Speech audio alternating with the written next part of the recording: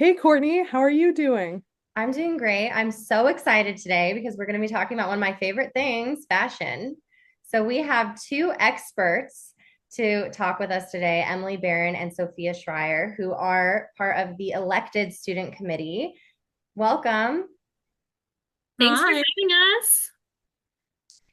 Can you both share a little bit about yourselves and your experience with the HBA? Sure. So I am a PhD candidate. I'm a seventh year, and this is going to be my seventh time at HBAs, and I present a poster every year. And I also usually present at AABAs, so I tend to go to both conferences. And I've been a student rep for this is my third year. Yeah, I'm Emily, and I have been to the conferences this will be my third time coming up in the spring. I've done two posters usually, and then for this upcoming conference, I'll be doing a talk. And I'm a PhD student at Northwestern. So not only are you both very experienced with the Human Bio Association and AABA conferences, but you're experts at how to dress for success. So can you speak to us a little bit about the guidelines or requirements? How should somebody be dressing for the conference? So, the guidelines that I typically use for our conferences is business casual. And then on the day that I'm presenting, I tend to be maybe a little bit more business formal. The great thing about HBA and AABA is that we have such a diverse amount of professors and students, and all of them feel pretty comfortably to kind of express themselves. So we definitely have some quirky dressers, which really takes the pressure off from, being like very much like suit and tie type conference. So that's kind of the guidelines that I follow, kind of business casual. I usually will bring a couple of black pants with some button-down shirts because that's what I feel comfortable and confident in. And maybe like a businessy looking dress for my presentation day. But I never wear heels. I always go for comfort and just kind of looking nice and presentable. Yeah, I tend to go more on the business casual side, because usually there's 3 days of a conference, of our conference, and it's typically the first day. Nobody's really dressing up because everybody's arriving. There might be an event at the end of the night, to kind of kick off the conference, and nobody's wearing a suit to that I can remember. Everybody's pretty much wearing jeans, a nicer top. Um, those sneakers that you can, like nicer sneakers that you can pair with slacks. Those I see sometimes, and I've worn stuff like that to conferences in the past. The second day is usually when people dress up a little bit more, but I wouldn't say that that's ubiquitous across everybody attending. For example, last year I just did slacks, those sneakers that you can wear with slacks that are a little bit nicer, that aren't athletic sneakers, and just a nicer blouse, but nothing crazy like a suit and tie. I think even with faculty, I don't think I've seen many faculty, aside from maybe a handful, actually wear a full garb of suit and tie, like very professional dress or anything like that. And then the last day also tends to be pretty chill and relaxed. Because everything's closing up, everybody's leaving or staying for the final um, aspects of the conference. And yeah, I think it's pretty relaxed. I've worn jeans the first time I attended the conference, on the last day and the first day, with like a plain top that I would wear, out with friends or something. And nobody really looked at me twice. So, I think there's a lot of freedom, with what you can and cannot wear. And I think that's the beauty of HBA conferences versus other conferences that you may attend. Yeah, I don't recommend it, but you will see some cargo shorts around Yeah, here. yeah. I would expect that for anthropologists. So thank you. Those are really good tips. So the second question we have is about purchasing those types of clothing. So do you have any locations or preferred stores that you'd like to go to find affordable professional or business casual clothing? Yeah, so one of my favorites, and this is like my favorite store just in general overall, because I'm very minimalist. Like I just like solid colors more than anything. I love H&M for anything and everything. They have really great basics. They always have blazers on sale. They always have nice dress pants on sale. And I think that's where I shopped my first conference, my first HBA conference. And it's where I'm going to shop for this upcoming one, actually. Yeah, they just always have really great button downs and it really borders business casual, and more professional. And you can dress them up, dress them down. That's typically my go-to. Um, I don't know if you have anything different, Sophia. I mean, I personally just love like Marshalls, TJ Maxx, Nordstrom Rack type stores. But also I'm kind of on this kick of like trying to avoid fast fashion a little bit. So a brand that I've been kind of going towards and like maybe only purchasing like a couple of pieces, but pieces that I end up wearing a lot is Quince. And Quince is like pretty affordable and it's been so comfortable at conferences and like really breathable materials, which I think is really important because you're just like out of the hotel room and out and about all day. So that's my few cents. So my next question kind of has two parts. So first, are there any must-have items for the conference that you recommend people bring? For example, a water bottle or chapstick or things of that nature. And then the second part is how should they go about carrying those? Is it acceptable to walk around the conference or to even to attend your poster session with a purse or a bag or, something to keep those items in? Yeah, I definitely think a purse or bag. I don't know how you could handle this kind of conference without some type of bag. The HBA will give you a tote at the beginning of the conference if you don't want to actually like carry a big tote through airport whenever you need to get to the conference.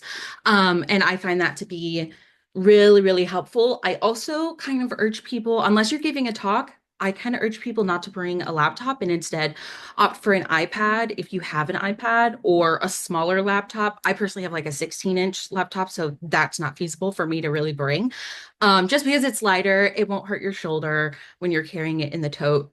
Definitely bring a water bottle, like 100%. The bigger, the better, in my opinion. Probably not over 40 ounces because that would just be egregious. But also, essentials to bring, and I feel like people don't really think about this, but it's something I'm always conscious of. Bring multiple pair outfit choices or multiple clothing items for each day, especially for the middle day where you're doing conference stuff from like sunrise to sunset and even later. Because I personally don't want to wear the same thing for 12, 14 hours. And there are times where I just want to go back into my hotel room, change because I feel icky, and then go back out. And I feel like people might not think about that, but it's always helpful to have just a few more options so you can switch out depending on your mood or how you're feeling that day. I think that's a big essential. Yeah, I would say water bottle is a must. I feel like the water situation is always a little tricky at the conferences because the hotels want you to like buy their water bottles. And very frequently we end up in cities where the water is not great to drink from tap. So I always have a water bottle with me because every session usually has like a water filling station. So it's really helpful. I always have layers. So I always have like a light sweater to bring because you never know what temperature the rooms are going to be, and they can be different day to day. I always bring band-aids, even though I still wear comfortable shoes. You're on your feet a lot, so band-aids are really helpful. And I also always have mints and gum, just because you end up talking to so many people. It's just nice to feel fresh and ready to network at any moment. Mhm. So I would say that those are my musts. Also, kind of speaking on that, I saw this on social media the other day and I thought that would actually be a good idea to bring. They have like this spray. You can get it at like CVS or Walgreens. I don't remember what it's called. But when you get dry mouth, it's essentially like you just spray and it's supposed to help like reinvigorate like the saliva in your mouth to not get like too gross. But it really helps with dry mouth. And think about it, you're at the conference, you're talking to everybody all day. Mints and gum can help. Um, and so can water. But if I don't know, you want a backup option, I think that's really great because I do suffer from dry mouth whenever I do talk. And I'm actually thinking about getting that for the conference. That would be a good idea. Oh, sorry. Here's another essential. So I kind of have gone above and beyond, and not everybody needs to do this. I've kind of talked to my department about this and encourage other students to do this. If you can afford it, I would highly recommend making business cards that you can bring and pass out. I think that's really helpful, especially if you are a later year PhD and you're looking for postdocs, you're about to be on the job market, whatever it is. Just a simple business card with your name, the school you attend, email, phone number, any labs you're associated with, whatever positions you may hold, and be able to pass those out to anybody you meet. I have found that to be really helpful and really beneficial. And so I just get a little pack of business cards, like 50 maybe at most, and bring those. And I think that's a really good way to help network, even though that's not really considered part of dress. But it's something you bring in your tote and bring with you. So I think that's really important. Just a quick note to build off of that. I'm actually seeing a really big uptick in using LinkedIn within academics. I think because a lot of us are considering industry positions. And so LinkedIn has become much more popular. And a lot of people now are putting LinkedIn barcodes on their business cards. So it's really easy to connect and be in touch. And business cards are actually pretty cheap. You can get them at Staples for like under $20. Staples is a really great place to print them. You can design them yourself on Canva. They have lots of templates, or you can actually just go to Staples and they will have templates for you. So that's, as Emily said, if you want to go above and beyond in your networking. Just another something to keep in your tote bag. All good ideas. I like the business card idea. I think a couple of our guests have also mentioned that that's like a really useful way to network. So our other question is about for any attendees who have tattoos or any kind of piercings, do you need to cover your tattoos or take out any piercings to attend the HBA conference? So as somebody who is covered in tattoos, no, let those tattoos breathe. Let your freak flag fly. Because we actually have a lot of people in the HBA who, study tattooing, and its effects on immunology. We also have a bunch of biocultural anthropologists. Inherently we understand the cultural and social significance of tattoos. And I don't think anybody there is really looking down upon anybody for getting tattoos or showing them off. I think it's a really great starter conversation. I know Chris Lynn likes to, like the first conference I went to, he came up to me, he was like, I like your tattoo. It's really cool. Tell me about your poster. So it was like a really good, like introductory way, even though I already know him, but still, it's a really good like starting talk point, I think, for a lot of people. With piercings though, I don't think it's a big deal either. I think facial piercings are fine. I would just go opt for more minimal jewelry as opposed for more maximalist jewelry if you were to go to the conference, especially if it's on the face. Same with ear piercings. Something smaller I think is better, but I have worn, 2-inch diameter hoops to the conference before, and nobody's really bat an eye. So I think all of that is pretty acceptable, but yeah, if you want to opt for more minimal jewelry, I think that's a good option as well. Yeah, I really feel like it boils down to what you're most comfortable with. So I also have tattoos and I've never felt uncomfortable showing them off. And with piercings as well, I feel like it's really more about how you feel. And so if you think you would feel more comfortable seeming like appearing more neutral in a work environment, if it will make you feel a little bit more comfortable to network, then sure. But if you're thinking about like being judged, then you don't really have to like alter anything about your appearance, from my experience. Well, you both know I love my hair. I love my big hair. So what about hair for the conference? What about, maybe unnatural hair colors or even styles for individuals with short, long, what about hair for the conference? This like social kind of belief that's been ingrained that women especially need to always be have their hair up in order to be professional. I think that is completely not true. You don't need to have your hair in a sleek back bun or a sleek back ponytail. Long hair is completely fine. Having it down is completely fine. As long as you look like you didn't just roll out of bed, it's fine. And I also think different colors are completely acceptable as well, because again, we are anthropologists who study aspects of culture and society. We understand this is how people express themselves.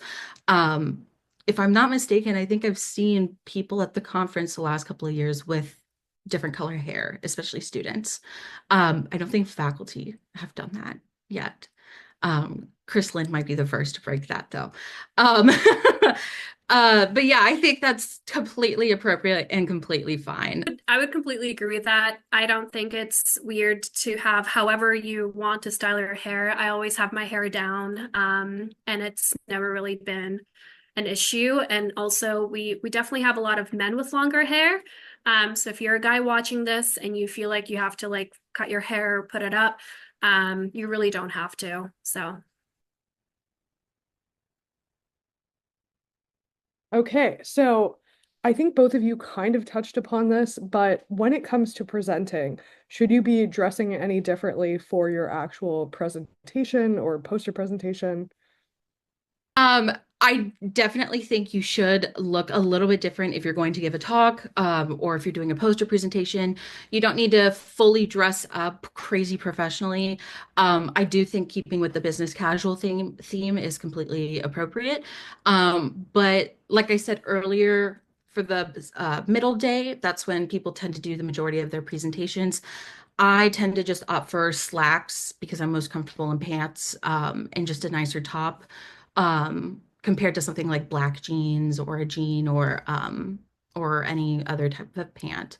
I don't think you need to like fully wear a blazer or anything crazy. But if that's what you feel most comfortable in, then that's completely fine. Yeah, I usually just save like my favorite outfit that I'm bringing to the conference for the presentation. So sometimes that's just like my favorite button down and a nice pair of slacks. And sometimes it's like a nice business dress. Um, but yeah, whatever you feel most confident in, I think is like the most important factor because that will help you present in a way that will draw people in more because you're going to feel more comfortable and more good about yourself. Yeah, especially on the day you're presenting, again, whether it's poster or talk, that's going to be the day that you're engaging with the most people, and people are going to be walking up to you, especially for a poster. And I think that's when you need to make the most impact, to again for later year PhDs if it's a postdoc you're wanting to do or about to get onto the job market. There's just a certain air of a way that you need to present and carry yourself, but you don't need to go to any extreme with how you dress. So let's quickly talk about packing for the conference. So I'm definitely guilty of overpacking. I will bring a massive suitcase for the 3 day conference with way too many outfits. But of course, many of us are traveling to the conference. So we have to fly. And of course, there's fees to check your luggage. So is it realistic for someone to pack effectively in a carry-on for this type of conference? And then also, do you have any tips for people when it comes to packing? I also suffer from packing too much. Especially it's primarily my hair tools. Like, because I have a Dyson Airwrap and like I need to bring that. And if I don't bring it, I'm gonna look like I just rolled out of bed. I have found I only bring a carry-on. I don't check a bag. I do know students in my department who have checked a bag before. I'm not willing to pay the 60, 80, however much dollars to do that. So I have tried to find a carry-on bag that will let me put the most stuff in it. And I've also changed the way that I pack things. Rather than folding them flat, I kind of roll them up to look like little burritos, and that helps me give more space. Also, my carry-on bag, in addition to my suitcase, I will opt for a big, like, North Face book bag that I could just, again, like stuff things in and fill it to the brim. And that also helps me with everything I need to bring as well, because I bring like 10 pairs of underwear for like a 3-day trip, or like 4 different shirts. And yeah, so I also always tend to kind of opt for one pair of shoes and wear those the entire conference. That's why I tend to do more like business casual, acceptable sneakers rather than like a loafer or a heel or anything, because I can just wear those in the airport and wear them the entire 3 days rather than having to make room in my bag for more shoes because there's already no room. So, Yeah, I usually bring two pairs of shoes. I usually do like either a loafer or like a ballet shoe, like flat, and then a comfortable pair of sneakers to fly in and to walk around the city because you're bound to be exploring at some point, depending on where the conference is.